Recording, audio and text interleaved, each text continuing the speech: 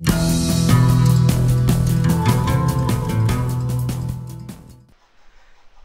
Everyone, welcome back. और Cisco certified support technician series को हमने स्टार्ट किया हुआ था और लास्ट क्लास में हमने ओएसआई मॉडल के बारे में डिस्कस किया था और डिटेल में हमने डिस्कस किया था ओएसआई मॉडल क्या होता है। और अगर आपने वो वीडियो नहीं देखा है तो आप वीडियो के डिस्क्रिप्शन में आप जाके चेकआउट कर सकते हैं। तो आज के इस वीडियो में मैं आपसे डिस्कस करने वाला हूँ टीसीपी/आईपी मॉडल के बारे में। देखिए, टीसीपी/आईपी मॉडल के बारे में डिस्कस करने से पहले एक चीज़ बता दूं कि हमारे पास जो नेटवर्किंग मॉडल्स है वो दो टाइप है। एक है हमारा ओएसआई मॉडल, एक होता है हमारा ओएसआई मॉडल और एक होता है हमारा टीसीपी/आईपी मॉडल। दोनों में डिफरेंस पहले अगर मैं बात करूं तो ओएसआई मॉडल को, जैसे हमने बात किया था लास्ट टाइम, कि वो रेफरेंस मॉडल है।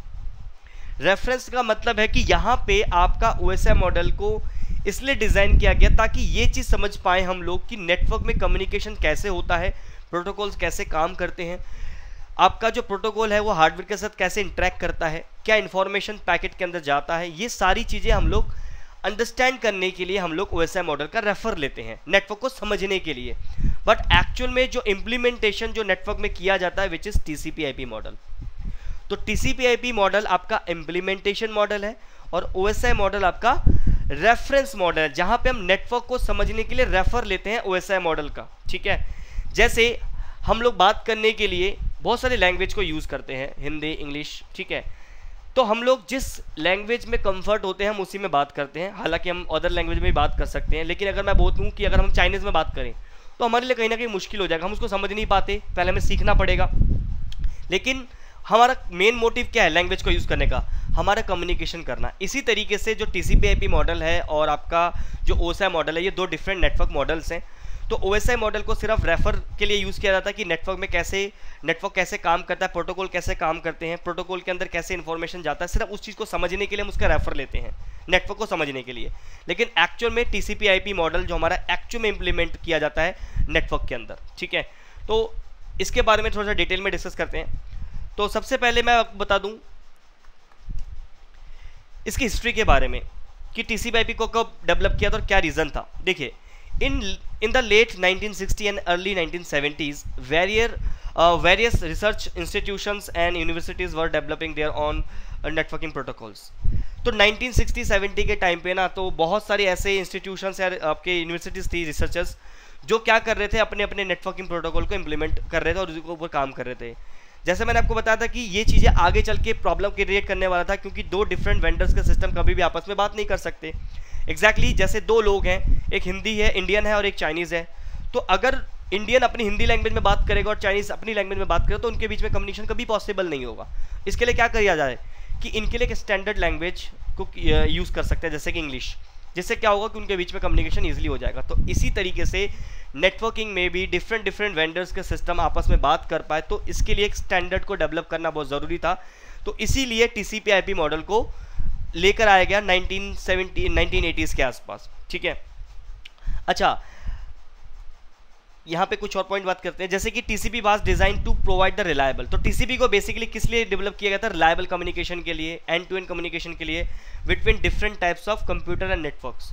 यानी डिफरेंट टाइप के कंप्यूटर्स और नेटवर्क के बीच में एंड टू एंड कम्युनिकेशन और रिलायबल कम्युनिकेशन। रिलायबल का मतलब है कि देखो, अगर मैं कोई डेटा नेटवर्क में भेज रहा हूँ तो वो सामने वाले को मिले, ये गारंटी है डेटा डिलीवर करने का। तो इसीलिए टीसीपी/आईपी क्या करता है? आपको रिलायबल प्रोवाइड करता है, तो इसीलिए इसको डेवलप किया गया। दूसरी चीज, the टीसीपी/आईपी is a transmission control protocol, IP protocol, it's a full form, it is a sweet. टीसीपी/आईपी को हम लोग स्वीट बोलते हैं, इट्स अ स्वीट।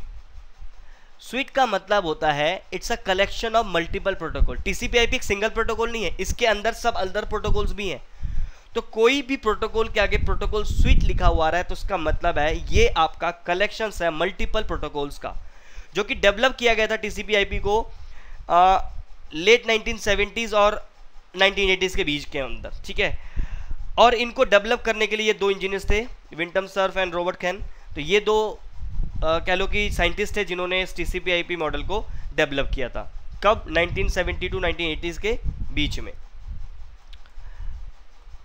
अब जो आपका टीसीपी/आईपी मॉडल है इसमें टोटल 4 लेयर्स होती हैं। So TCP IP model is a networking framework that consist of 4 layers. जैसे ओएसआई मॉडल के अंदर हमारे 7 लेयर्स होती हैं, वैसे ही TCP/IP मॉडल में हमारी 4 लेयर्स होती हैं।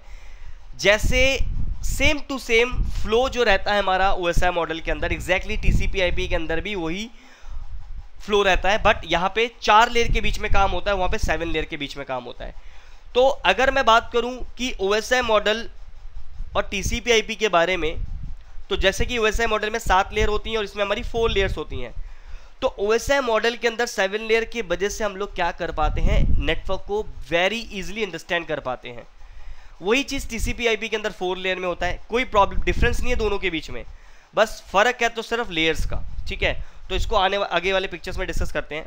अच्छा, लेयर्स के नाम अगर मैं बता दूं तो application layer, transport layer, internet layer and network access layer, ये आपके TCP/IP मॉडल के लेयर्स हैं। तो ये सामने एक पिक्चर देख सकते हैं जिसमें मैंने OSI मॉडल और TCP/IP मॉडल को डिस्कस किया हुआ है। तो आप देख सकते हैं यहाँ पे कि OSI मॉडल में हमारे पास एप्लीकेशन प्रेजेंटेशन सेशन जो लेयर, ऊपर की जो 3 लेयर्स हैं उसको कंबाइन करके TCP/IP में सिंगल लेयर बना दिया है, एप्लीकेशन लेयर। यानी application layer, presentation layer, session layer, जो काम अलग अलग ये 3 लेयर्स कर रही थी OSI मॉडल के अंदर, उसी चीज को एप्लीकेशन TCP/IP के अंदर एप्लीकेशन लेयर खुद हैंडल करती है। तो यहाँ पे ऊपर की 3 लेयर को कंबाइन करके एप्लीकेशन लेयर बना गया है। ट्रांसपोर्ट लेयर, TCP/IP में भी ट्रांसपोर्ट लेयर ही है। जो आपका नेटवर्क लेयर है उसको हम लोग TCP/IP के अंदर इंटरनेट लेयर बोलते हैं। काम वही है जो नेटवर्क लेयर का होता है, लेकिन यहाँ पे नेटवर्क लेयर को हम लोग इंटरनेट लेयर बोलते हैं in the TCP/IP। Data link layer और फिजिकल लिंक लेयर को कंबाइन करके TCP/IP के अंदर नेटवर्क एक्सेस लेयर कहा गया है।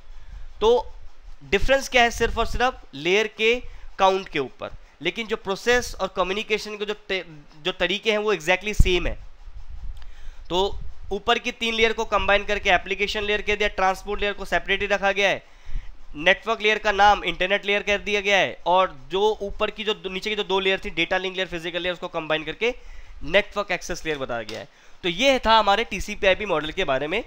तो अगर आपको ये वीडियो पसंद आए तो प्लीज़ वीडियो को लाइक कीजिए, और अगर इस वीडियो में किसी भी तरह का कोई डाउट अगर आपको होता है तो आप मुझे कमेंट कर सकते हैं, ताकि मैं उसके ऊपर बेटर आपकी जो भी डाउट्स है वो क्लियर कर पाऊँ, ठीक है। तो इस वीडियो में इतना ही रखते हैं, नेक्स्ट वीडियो में मिलते हैं कोई नई टॉपिक के ऊपर।